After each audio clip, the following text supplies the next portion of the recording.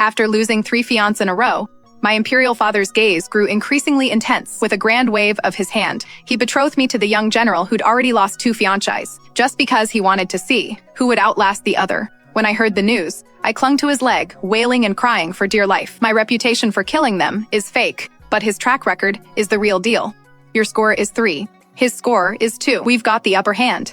If it really doesn't work out, we'll have the imperial astrologer give you a boost. Sometimes, I really want a blood test to confirm paternity. My fiancé died. Even though I sent all the rare treasures the crown prince collected to the prime minister's residence, like water flowing, it still couldn't keep him alive through the winter, successfully achieving the impressive record of 3 dead fiancés in 1 year. When I learned he died, my heart was calm. First time's a shock. Second time, you get used to it. Third time, it is just routine. Before I could even go to the prime minister's residence to put on a show, my imperial father summoned me to the hall of mental cultivation. He looked excited. Your father's thought it through. I know how to avenge your mother now. So, the empress is taken care of.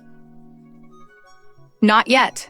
And I still don't know which woman he had the first prince with. Back then, my imperial father was swapped at birth, ended up among the common folk, and met my mother. They married and lived in perfect harmony. We thought life would stay this simple and beautiful. But then, one day, someone came claiming my father was the late emperor's lost son, insisting he go to the palace to acknowledge his lineage. My dear, I'm just going to see what my parents look like. I'll be back in a bit. Ah, Chi, Daddy will bring you candied hawthorns when he gets back. I sat by the door, waiting for my dad to buy candied hawthorns. Suddenly, I heard the hawkers cry outside the courtyard. I asked my mother for money and went to buy them myself. When I returned, I saw a noblewoman leaving our house and getting into a carriage. When I went back inside, my mother was lying in a pool of blood, already lifeless. My father returned, utterly heartbroken. I told him, I know who killed mother. If I just see that person again, I'll definitely recognize them. My father didn't say a word, just sat there, holding my mother's body until dawn. The next day, he went to the palace and became the second prince. Later, he found the general, who had helped him return, and proposed. He wanted to contend for the throne. The general was delighted and proposed his sister become the second prince's consort. My father declined, saying only that he had just lost his wife, and it wasn't appropriate to marry again so soon. The general threatened, regarding what the second prince seeks. Then I, Lee, regret I cannot assist you. Back at the estate, with my father, I told him it was that general's sister who killed mother. The next day, my imperial father agreed to the marriage. After that, woman entered the household. My father kept making excuses, saying his body wasn't up to it, but he didn't expect to be poisoned. After much agonizing thought, he drank a bowl of birth control medicine, directly cutting off his future lineage. A few years later, with the support of the general and his colleagues, he became emperor. After his ascension, he delayed naming an empress, but that woman quickly became pregnant. Every day, my imperial father relentlessly had people give her abortifacients, but not a single attempt succeeded. She gave birth to a prince. The court officials pressured him, and he had no choice but to make her empress. The first prince's existence constantly reminded my father of the firmly placed green hat on his head. Don't bother thinking about it. After all these years, I still haven't figured it out. What good would knowing do anyway? Does a cuckold's hat really come in shades of green? Come here, I've got some good news for you. I walked over, skeptical. He flicked my forehead. Then, with a smile, he pulled out a scroll. This is your 4th fiancé I've found for you. What do you think? The man in the painting held a long spear. He looked dashing and heroic. If he weren't the only son of the general of the state, I'd gladly put him in the category of my future disposable stanky. Not great. Isn't he our enemy? He is. But put that aside. You two are so well matched. He's taken care of 2. You've taken care of 3. I glared at him, my face dark. No offense. I just want to see which of you is tougher. I rolled my eyes. Weren't those people poisoned with the stuff you gave me? It's one thing for others to think I did it, but why do swine you believe it? Doesn't matter. What matters is, you just need to be able to sidey handle him. Seeing his persistence, I pulled out my ultimate weapon. I clutched his leg and wailed dramatically. My reputation for taking care of people is fake, but his taking care of people is the real deal. My father tentatively began. I'll have the imperial astrologer give you a boost. Seeing that he was determined to bestow the marriage, I got up from the floor. I dusted myself off. You want me to poison him before the wedding? That's a bit tricky. That family guards against us like we're thieves. He probably wouldn't eat anything you gave him. So you're just bestowing a marriage and sending me to my doom. Well, during court, I asked which young master would be willing to marry you, and everyone made excuses. Only he stepped up. I was only gone 1 day. Just 1 day I didn't go to court, and you sold me off. I thought someone like you, no one would dare marry. Your old man got carried away and just bestowed the marriage. Besides, you've got to get inside the enemy's camp to bring them down, right? The wedding date was set very quickly. It was as if they were afraid I'd change my mind. They picked the nearest auspicious day. Everything felt so rushed. I was incredibly anxious. I went to the imperial astrologer and got a whole bunch of protective charms. Every day, I prayed devoutly that my fate would be tough enough. One day, I was praying before the Buddha. Princess Summonane in the capital has set up betting pools. They're betting on who you or General Li will outlast whom. Should we shut these operations down? Are a lot of people betting on this? Huh? Quite a few. I rummaged through my jewelry and most of my gold and silver. Go bet it all on me winning. Princess, isn't this too much? Not at all. If I win, I'll have money.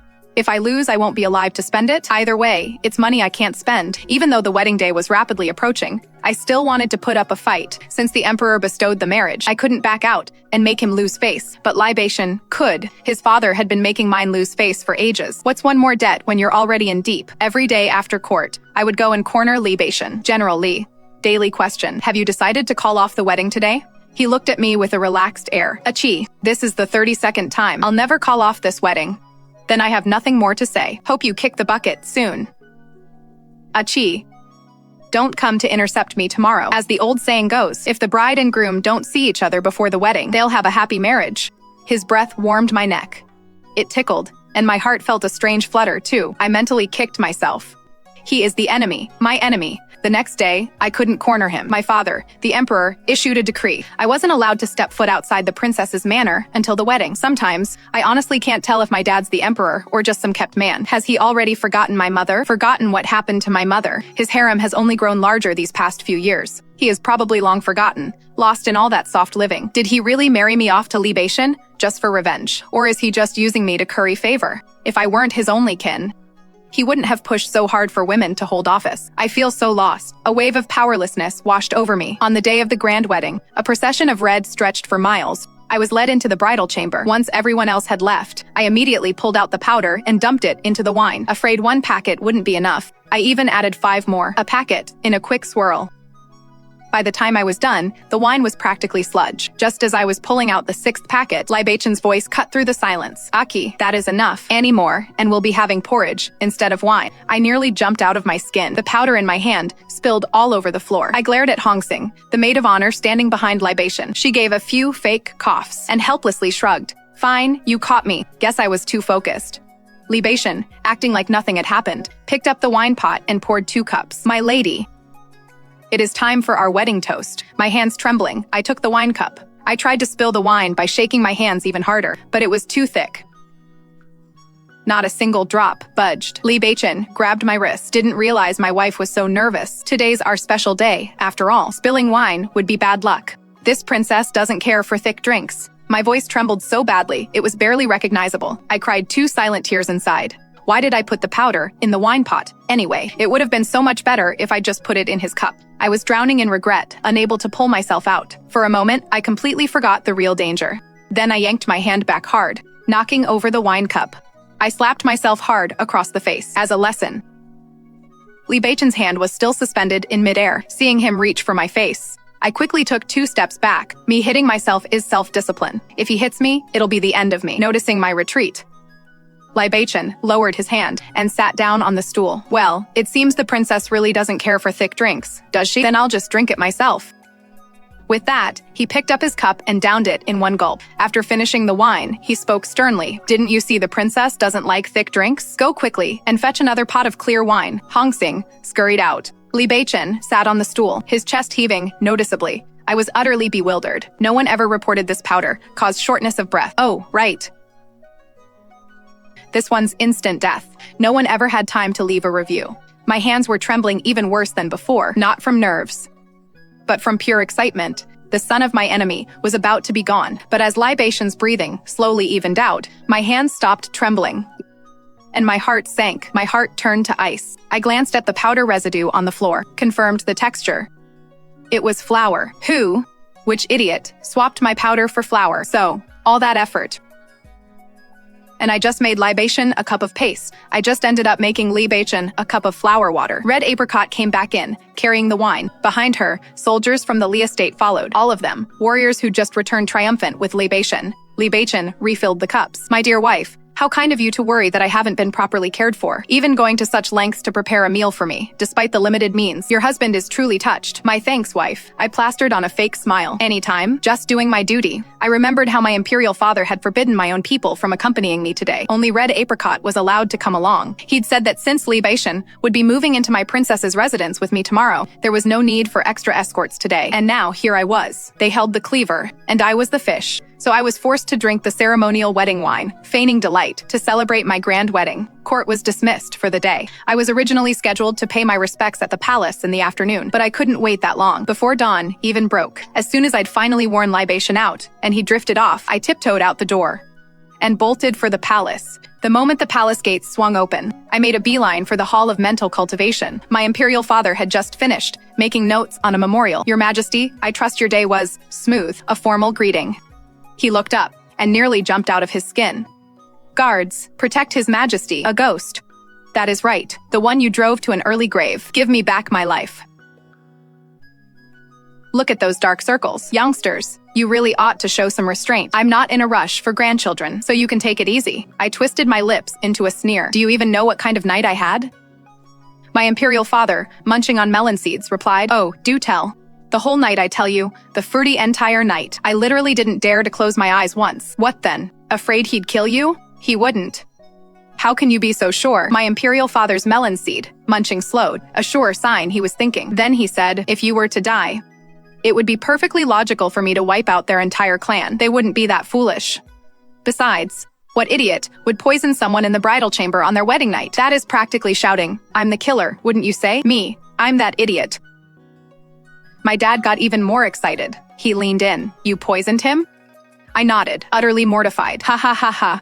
So he probably got a mouthful of paste, didn't he? Excellent. Found the culprit. I snatched his melon seeds away and stormed out in a huff. Don't expect to hear from me about this. How I spent the latter half of the night clutching a bundle of peachwood swords, crouched in the corner of the bed, trying to ward off evil. And you certainly won't hear about this. How I made Libation crouch in the opposite corner, or how I refused to speak to him. I'd originally intended to warn him about a possible spy in his ranks, that the poison had been switched out. Turns out, he was the one who pulled the switch. So what was I even worrying about? I just went straight back and caught up on some serious sleep. Libation's luggage, box after box, was moved into the princess's residence. None of it even managed to wake me. The moment I opened my eyes, I saw Libation sitting right by the bed. It scared me so much, I slammed my eyes shut again, which only made Libation let out a soft chuckle. Achie. It is time to go to the palace and pay our respects to His Majesty. Mom, I miss you so much. My dad married me off to such a scary husband. Can't you just take him away? Your child is terrified. My imperial father was busy with state affairs, so he had us visit the consorts and empresses in the inner palace first. When Empress Dowager saw us, she was grinning like a Cheshire cat. You could tell she was up to no good. Sure enough, she immediately had two strikingly beautiful women brought in. Gee, you're always so busy with court matters, and always among the men. Naturally, you won't have much time to attend to your husband. Your empress mother worries you won't have enough attention for Baishan. What would we do if our dear Baishan were to suffer? So, your empress mother has chosen the two cleverest maids from my palace to help you share the burden. What do you think of that? Giving concubines to her nephew on his second day of marriage. It was a blatant attempt to humiliate me. She was desperate to get under my skin, but all I felt was pity. Her whole life, she chased power and love, and successfully made herself nothing more than a glorified harem supervisor, all for the sake of petty jealousy and vying for attention, utterly pointless. And to climb the ranks, she harmed my mother. Truly detestable. My thanks for your Majesty's kind intentions. This subject is also deeply involved in court affairs and fears he would neglect these beauties. The Empress was clearly annoyed by Libachan's refusal. Baichan, I was asking, Chihi, why are you chiming in? Libation walked over, took my hand, and gave it a squeeze. This subject is merely expressing his stance and resolve. Please forgive this subject. Furthermore, the Empress's reach shouldn't extend too far. Simply manage the imperial harem, and don't meddle in the homes of your subjects. There was a clear message in his words. According to legend, rumor has it that when the Empress was still a young woman, she sent her personal attendant to the Grand General's bedchamber, which enraged Libachan's birth mother, leaving her bedridden, and she eventually passed away. This is why Libation and the Empress are at odds. Speaking of which, Li's mother was quite a formidable woman herself. She used her illness to make the Grand General feel guilty. She seized the perfect opportunity to ensure her son's unique position, ensuring Libachan's status as his only son. If those two were to clash, it is truly uncertain who the Grand General would favor. One is his sister, whom he has doted on since childhood. The other is his only son. Interesting. Bacon, is that how you speak to your elders? I sat there, cracking melon seeds, enjoying the show. Fido and see crack. Crack. The Empress and Libation both turned to stare at me, I said, feigning innocence. Oh, please, carry on. Chihi.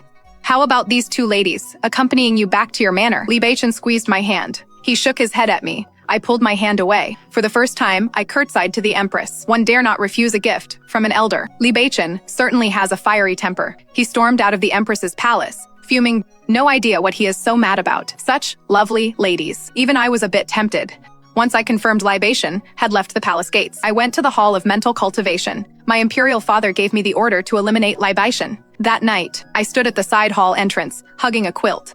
Since I had accepted those two women, Libation, in a fit of pique, had moved out of the bedroom. What a perfect opportunity. No need for last-minute scrambling. No need to worry about being killed. But I have a mission to complete now. Bacon, my dear Bacon. Open the door. Ugh, that is way too fake. I'm just not cut out for this. Makes me want to puke. I'll just try again tomorrow. My mental prep isn't enough for today. Libation pinned me between the door and himself, staring straight into my eyes. He took a deep breath. Princess, it is late. Get some rest. With that, he pushed the door open, ready to leave. I grabbed his arm and clumsily kissed him. He froze. He was completely stunned. His eyes went wide. Once he snapped out of it, he clumsily kissed me back. His gaze grew hazy. He kept whispering my name. I started to unfasten my own robes. His eyes snapped back into focus. Oh no, it backfired. To get the mission done, I pulled out the pre-prepared special dust, watching his eyes glaze over once more. I struck while the iron was hot. This time, I went straight for his clothes. The moment my hands touched him, I was shoved away hard. From the lake outside, a huge splash echoed. I was completely bewildered. No time to think. My body was burning up. I dove into the lake as fast as I could. That night, besides the noisy frogs in the pond, there were also two people doing the breaststroke. It just goes to show, a body trained in martial arts versus one that isn't. They're just different. Libation stayed in that pond for an hour. And nothing happened to him. Not a single thing. Me? I was in there for only half an hour before I spiked a fever, since I started attending court openly. This was the second time I had to submit a petition for leave. My imperial father came to see me after court. I felt incredibly guilty. I probably couldn't complete the mission he gave me, securing an heir and then dealing with the father. I grabbed his hand and burst into tears, wailing, Imperial father, your daughter just isn't charming enough. I can't seduce. Libation. That secure an heir and deal with the father plan you mentioned. Can we try someone else? A child I have with anyone else would be just the same. Worst case, we can just say it is Libation's. From the doorway, the sound of shattering porcelain echoed. Libation stood there, looking completely lost. My imperial father quickly yanked his hand away from mine. Chi, your imperial father just remembered something. I have a mountain of memorials to approve. I'll be going now. He turned and bolted, as if he'd just made the biggest decision of his life. Imperial father. Will we ever see each other again? He ran even faster. An emperor, eavesdropped on by his own subject, and instead of punishing the careless servant, he just took off. He didn't even care about his own daughter anymore. He truly lives up to his reputation as the Qing's top son-in-law. Once I was sure he was really gone, I looked at Libation's eyes, red with a mix of shock, anger, and hurt. An inexplicable irritation bubbled up inside me. We were never on the same side to begin with, so why was I feeling guilty? Libation didn't say a word, just staring. I was so annoyed by his stare, I grabbed the quilt, pulled it over my head, and went to sleep. I was asleep in no time. I don't know when Libation left. When I woke up, I searched the entire princess's residence, but Libation was nowhere to be found. The servants only said they saw him leading a horse away, towards the imperial palace. A bitter feeling welled up inside me. I didn't know what this feeling was, but I knew I had to go to the palace.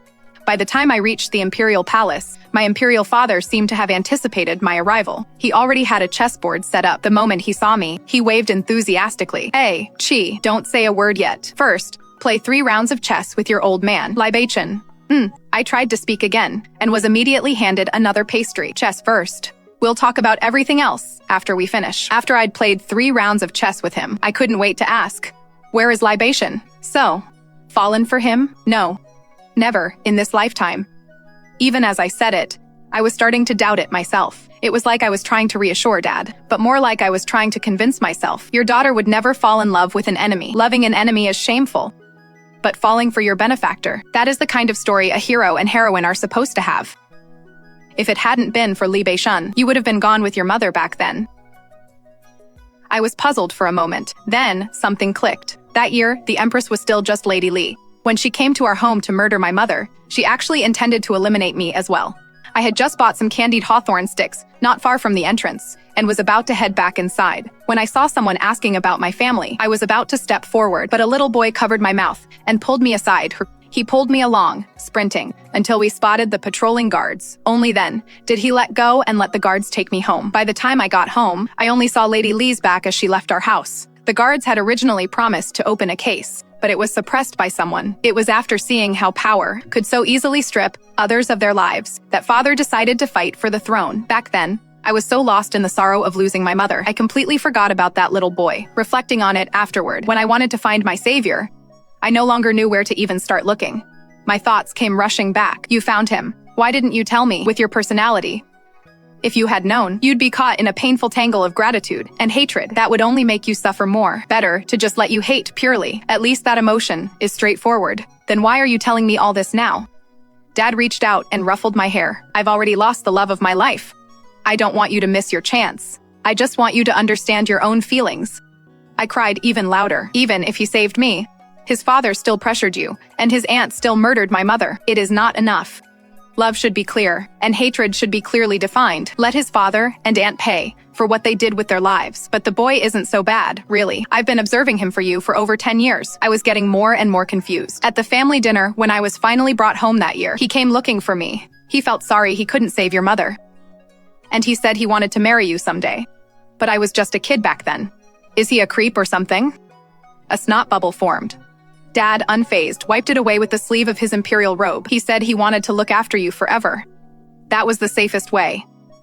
Then why did he go to the borderlands? I felt a little guilty. I told him I wasn't marrying off my daughter. I only accept capable men who are willing to marry into our family, struggling for words. I searched my mind and finally came up with a reason. But he is a murderer. You don't want me to die early, do you? I said, he is just like you. Those 2 women I had poisoned. I did it to prevent the first prince's power from expanding. What was his angle? He wanted to stop his father's power from growing. Because it was actually the empress who had an affair with his father back then. All those rumors were just to hide the scandal. And his own mother was poisoned by his father. Therefore, with the vast influence of those women's families, they absolutely couldn't be allowed to marry into the general's estate. They had to die. My jaw dropped. But at least I finally got the full picture. And I finally dared to look my own heart in the eye. I tugged on his sleeve. So, where did you hide, libation? I didn't hide him. He said he was heading back to the border, and I gave him permission. I practically jumped out of my skin. When? Probably a couple of hours before you arrived at the palace. I was probably still dead asleep then. Why didn't you tell me sooner? You didn't ask. I didn't ask? Every time I opened my mouth, you stuffed it with pastries. You wouldn't even let me have a sip of water. You practically choked me. How was I supposed to talk? I took a deep breath and forced a fake smile. So you were playing chess with me just now, reminiscing about the past, all to stall you. My father said, with an air of utter innocence. His innocence made me want to punch him. Seriously, what a dad. My father remained perfectly composed. Go on, hurry and catch him. If you don't go now, he'll be long gone. That day, the most striking sight in the palace was the princess tearing off at full speed. I chased him all the way to the city gates. The guards at the gate said they hadn't seen libation leave. My heart instantly swelled with hope, filled with renewed hope. I ran to the general's residence. They told me their young master hadn't returned. He must not want to see me. He is probably hiding. Disheartened, I returned to my princess's residence. There I saw Li Baishan, just about to leave, looking back over his shoulder every few steps. I rushed forward to stop him, grabbing his hand. Your Highness, I must take my leave. It is highly probable I'll meet my end on the battlefield. I wouldn't want to hold up the princess any longer. He handed me a piece of paper. I unfolded it and saw it was a divorce decree. Tears streamed down my face. I tore it up as I cried. He raised his hand several times, as if to wipe my tears, but then lowered it. Seeing him hesitate like that, I cried even harder. I just grabbed his sleeve and wiped my snot and tears on it. He finally softened and gently comforted me in his arms. All right. There. The princess finds a divorce decree humiliating. Then how about we write a letter of repudiation instead? How about we write a letter of repudiation? I stared at him, utterly dumbfounded and disbelieving. You want to repudiate me too? He gently wiped away the tears from the corners of my eyes with his thumb. His voice remained as gentle as ever. How could I dare? I was suggesting the princess repudiate me. No, repudiating. I like you. I'd never repudiate you unless you have other women. No, even if you had other women, I still wouldn't repudiate you. I'd kill you. His face lit up with a smile, warmer than the spring sunshine. You just said what? His eyes were incredibly bright, as if all the stars in the sky had been born there. I felt like teasing him. I said I'd kill you. He suddenly kissed me. You know what I want to hear. He smiled, and so did I. I like you. Chihi likes libation. What happened next was a bit wild, very wild. I didn't wake up until noon the next day. When I woke up, I couldn't find him anywhere again. Under my pillow, I found a letter. The letter said he had gone to the border, where my father was. He was going to gather evidence against his own father. From that day on, rumors spread throughout the capital that we were both so terrified of being murdered by the other that we were constantly avoiding each other. That is right. I was the one who started the rumors. 9 months flew by in a flash. There was absolutely no news from the border, and the northern barbarians repeatedly disturbed the frontier, harassing our border villages and stealing our food. I worried sick about libation, and I missed him terribly, but I couldn't send him a single letter. After all, to his father and the rest of the world, we were mortal enemies. The spies I'd finally managed to plant within the Lai army had all been rooted out. I had no news of him. The only way I could get any updates was from the occasional mention of his name in the war dispatches from the border. Oh, how I longed to tell him that his child was so mischievous, not well behaved at all, keeping me up at night, barely getting any sleep. And during the day, I barely had the energy to handle my duties. I was just drowsy and out of it all day, like I could never quite wake up. But I never got the chance to tell him. Then the news came. He'd fallen in battle. I blacked out the moment I heard. When I finally came to, I saw my father watching over me by the bed. He looked like he'd aged years in an instant. Just then, a carrier pigeon flew in. My father took one look and let out a heavy sigh. I asked, my voice laced with urgency, is it about libation? No. You need to rest first. Once you've delivered safely, we can discuss things then, father. Seeing the resolute look on my face, he knew I wouldn't back down. He finally handed me the note. It read, Libation had obtained proof of Li Zhan's treason and collusion with the enemy. While ambushing the outsiders, he was trapped by his own father's scheme on Mount Niaohuan. No trace of him was ever found. I collapsed to the floor, wailing in agony. My father said nothing, only my sobs echoed through the great hall. Libation's body was never recovered, no coffin, but I insisted on returning to the princess's residence myself to build him a memorial tomb. Just as I began piling up the earth, the entire residence erupted in wails of grief while I was intently burning spirit money. Suddenly, a blade pressed against my throat. One slight push, and blood would well up. I froze instantly. Liang Shi, let go of the princess now, Hong Xing shrieked. Liang Shi, the prime minister's eldest son, my third fiancé, who I thought I'd gotten rid of. He wasn't dead. No time to dwell on it. I forced myself to stay calm. What are you doing here? Liang Shi's smile was grim. Princess, you truly played me for a fool. I never wronged you. Yet you poisoned me again and again through the food you fed me. How could you be so heartless? Me, how would I ever dare? Aren't you standing right here, perfectly fine? If I had poisoned you, would you really be alive to hold a knife to my throat? PFFT, if it weren't for the censor's eldest son, a good friend of mine, who once mentioned that ever since he got engaged to you, every time you visited his home, his health would mysteriously decline. How else would I have figured out that you'd been slowly poisoning all of us? So that is how I was found out. My second fiancé, through his illness, had effectively warned my third fiancé that I was trouble. What a shame. Just a hair's breadth away, I would have cemented my reputation as a deadly woman. What do you want? Liang Shi's voice was seething with rage. I want you dead. Since everyone's going to die anyway, let's all just die. What is the point of getting married? What I can't have. No one else will. Liang Shi lunged, aiming the knife at my stomach. I closed my eyes, bracing for the searing pain, but all I heard was a dull thud from behind me. It sounded like Liang Shi had hit the ground. Just as I started to turn my head, someone reached around from behind and covered my eyes. Don't look, it is a mess, that voice. It was the one I'd yearned for in my dreams. I spun around, throwing myself into his arms. There was no time to rejoice in his return. A warm liquid soaked my gown. Quick! Fetch the imperial physician. The princess is going into labor. Hong Cha, frantic but collected, barked orders. Libation, meanwhile, stood utterly frozen after a long night's struggle. I finally gave birth to a daughter. My father and Libation embraced tightly at the delivery room door, exchanging heartfelt congratulations. That very night, a new life graced the princess's residence, and 2 concubines who'd let Liang Shi in simply vanished. The arrival of a new life always brings immense joy, especially to her dad and her grandpa. Those 2 were absolutely buzzing with excitement. They quickly moved into the final phase of their plan. The evidence was undeniable. Li Zhan's treason and collusion with the outsiders were confirmed. Finally, they had a legitimate reason to deal with him, without provoking the powerful noble families. A monarch who'd held power for over a decade, never feared a single general of the state. What he truly feared was an alliance of the great clans. One wrong move could bring down the whole structure. If one lacked the strength to counter an allied force of noble families, then the smartest play was to pick them off one by one. Only by finding a completely justifiable reason could they eliminate the general of the state, without raising the alarm among the other noble houses. Unfortunately, Li Zhan's intelligence network was far too effective. He fled straight to the hostile territories. He hadn't returned to the capital in over 10 years, and now he never would. My father then shifted his focus to the Empress, and just happened to catch her with a fake eunuch, conveniently revealing that after my mother gave birth to me, he'd been wounded and couldn't father children, which meant my subsequent 13 siblings, along with their mothers, were dispatched with 3 feet of white silk, except for the Empress. My father specifically decreed she was to endure the most brutal torture. The Emperor had suddenly found himself cuckolded 13 times over. His rage was entirely understandable. Seeing my father lay bare his own pain for my sake, Li Beichen wasn't about to be outdone. He immediately led his troops back to the border to confront his own father. The Grand General of the state had committed treason.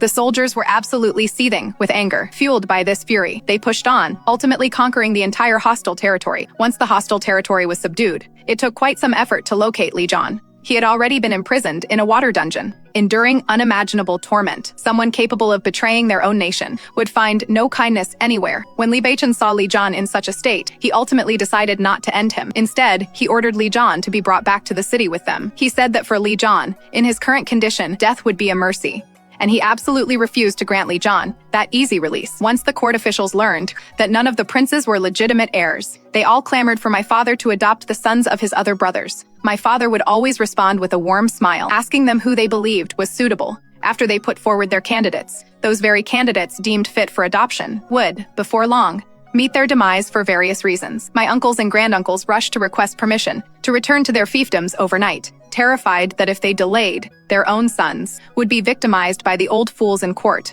Even the most oblivious among them finally grasped what was truly happening. They suddenly realized that at some unknown point, the emperor, whom they thought they could easily manipulate and control, had long since broken free of their grasp. Yet my father continued to wear a gentle smile, as if he was still that easily exploited prince, who, after years away, a prince powerless to protect the one he loved. My lords, I find our court a bit stagnant these days.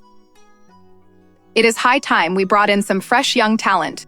However, of course, there are limited seats. Perhaps some should consider gracefully stepping aside for those more qualified. When Li Beichen told me about it back home, I could just picture my father, all smiles and hidden agendas. And so, by the time I was out of my postnatal confinement, our territory had expanded. The court had undergone a complete overhaul and was now filled with many from humble backgrounds. Among them were both men and women, while the old aristocratic families had faded. When I returned to court, no one dared suggest a male heir for crown prince anymore. I was elevated to the position of crown princess. The second month after I was named crown princess, my father emperor announced his abdication. After all these years stuck in that position, I'm done.